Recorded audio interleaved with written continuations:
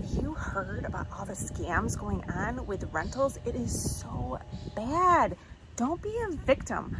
In this video, I'm going to give you 7 different ways that you can protect yourself from getting scammed. I'm going to tell you who I am, how do I even know this stuff. I'm going to tell you what the big scam is, and then I'll give you those 7 ways you can protect yourself. So let's get started. I'm Monique Burns. I have my own investment properties in Detroit, Michigan, and I also am a house flipper. If you're interested in renting from me, just go to my website. I usually don't have much listed at a time because we just flip a few houses at a time. It's kind of funny because my houses are usually rented before they're even renovated. And when people are like, I'm afraid you're a scammer and they don't want to give me the money, I'm like, yeah, I totally get it. The scams are so bad out there. But I'm really super public. I'm all over social media. So that's a little bonus thing you guys should look for, is if the landlord, usually landlords aren't all over social media like I am, you could really hurt a person who is as public as I am. Let me tell you what the big scam is. And just a couple weeks ago, I had this woman show up at my house and she was so mad. And she said, do you own that house on Lauder? And I was out on my front porch going, yeah. Actually, it's a partner that owns it, and I'm kind of representing the partner, but that was too much to get into. So I'm like, yeah, why? She said, well, I gave all this money, and now the person I gave it to is gone. Is that person you? Because I found you, and my brother is a police officer. And I'm like, whoa.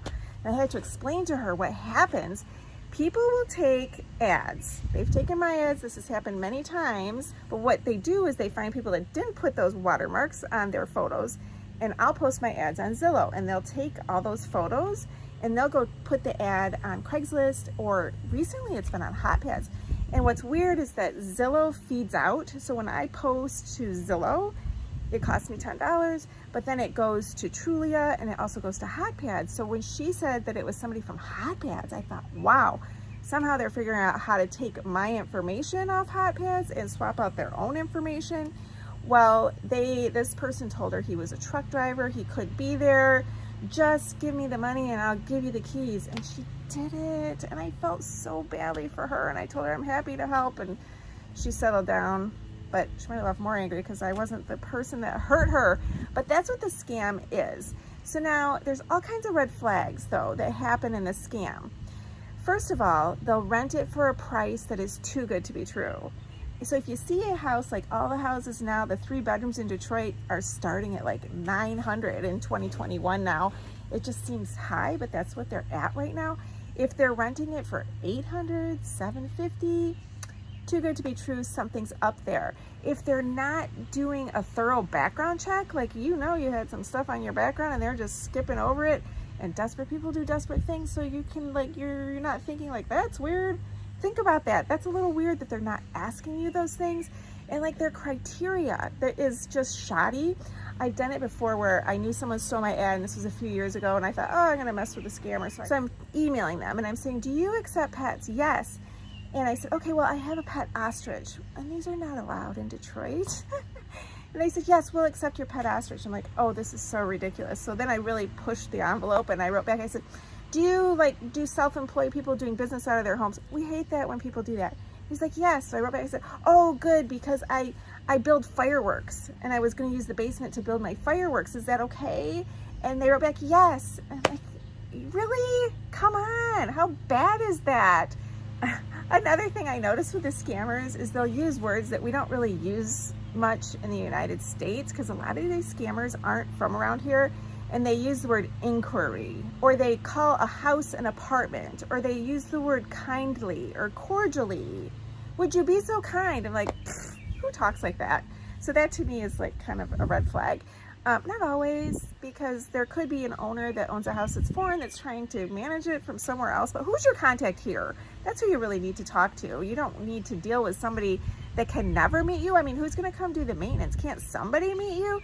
Just sending your money, that's a red flag. Just send me money. Okay, and then my other one is getting money down if you've never seen the house, but that's what I do because the houses are getting renovated. And I'm so let's talk about the 7 things you can do. I kind of mentioned some of them. So the first one is Google the address of the house. So the woman that saw my house on Hot Pads, usually it's Craigslist, but they'll see the house. She could have Googled my address of that house, and she would have seen that I also have it on Zillow. And when she saw it on Zillow, she would have realized that on Zillow, it was a different property management company. It wasn't this guy who's a trucker, supposedly. So that's a very important thing to do. Now, something else you can do, you really want to dig, you really want to be sure, is you can look up the address on public record. And I think this is very, very valuable. And this is something that I do when people give me a reference of their landlord and I have to call their landlord. So I will go on public record, and here's the website you can go on. Now, in Detroit, it's by county. Well, everywhere it's by county. So figure out what county is your house in. Call the deed office for that county and say, how can I look up public record? And they should be able to tell you how to do it. And it does cost money. Our public record in Wayne County costs like $6, $6.40 for some weird reason. And they give you 15 minutes and you can look for 15 minutes. And I take notes like, okay, was there a mortgage company? Who was the mortgage company? What year did they buy it? How much did they pay for it? What name is it under? What business name is it under? Who did they buy it from? When was that transaction? When did that transaction happen? And there's lots of different transactions that you can see. And sometimes, like if somebody gets behind on their taxes, it looks like they lost the house to taxes, but that's not always necessarily what happened. The city files all this stuff. So what you're looking at is like a whole chain of title of every owner from before then and before then and before then. So you want to get like, it's kind of hard. You have to read through and you're kind of an investigator, but you can do it. It's just common sense. If you can read, just go through it. And if something seems weird, you can actually ask the landlord about it later. And that'll also help you know if it's legit. Here's a really good one. You can ask a neighbor, who owns this house? Now, it's funny with us is they always think it's my husband that owns the house because he's the guy that they see around. Or they'll see Jeff, who's our guy that drives the big white van, and Jeff has a goatee. And now there are questions that you can literally ask the landlord or ask the property manager. And don't be afraid to ask these, but it all depends on how you do it. Now, if somebody comes at me full guns, like, yeah, you better prove to me you own that house, I'm going to be like, okay, I'm smelling trouble. This tenant's going to be nothing but trouble from day one. I don't even want her. Goodbye. But if somebody comes at me and says, you know, I've been through so many scams. I've heard about scams. I am just really trying to protect myself. I would just, you know, I hope you don't mind if I just ask you a few little things. I'd be like, absolutely. Since I've been doing this since 2007, nobody's ever asked me anything to verify that I'm the real landlord or the owner or a part owner or whatever. Nobody's ever asked. I would be ecstatic if somebody actually had questions to ask me. And so go into it gently. And what you could ask, I'm on the fourth thing. This one I got from a tenant before, and she said what she does is she'll ask the landlord for other photographs. So let's say I put a kitchen photo in my ad, she'll say, do you have one from like a different angle? And that way it's not like the stolen photos and I know it's that kitchen. Don't do like the living room. All the living rooms in Detroit look the same, you know, the wood, the walls, but do some identifying room. And even like the bathrooms, there's only certain color bathrooms in Detroit. You know, get something identifying about the house maybe. Or if they're like, no, I really don't have any more, because it happened to me before where somebody has asked me for more photos and that person that talked to me and I actually didn't have any other photos. But I could have asked Jeff, who's working on the house, can you grab a photo of something? Or I could have said, can you FaceTime? Or there's a way on Facebook to do like what you do on FaceTime from inside the house so that I match the house to the actual people that are allowed in the house. I thought that was clever. Number 5 was to confirm what you saw on public record. And I will ask the people, I'll be like, you know, I know this is like really hard, but I did eliminate a tenant because I did ask a landlord once these questions and she's like, these are a lot of questions. I'll have to get back with you. I think you're being too nosy. And I thought, well, you're a scammer. I don't even believe you're a real landlord, because any landlord should be happy to answer these questions. These are not nosy. This is public record. What year did you buy the house? Now, if you were to ask me that with my houses, I started buying my first one in 07, and I think it was like for 5 or 6 years, we bought a batch of houses. I couldn't tell you any closer with that. I kind of know which ones were in the beginning, kind of which ones were in the end.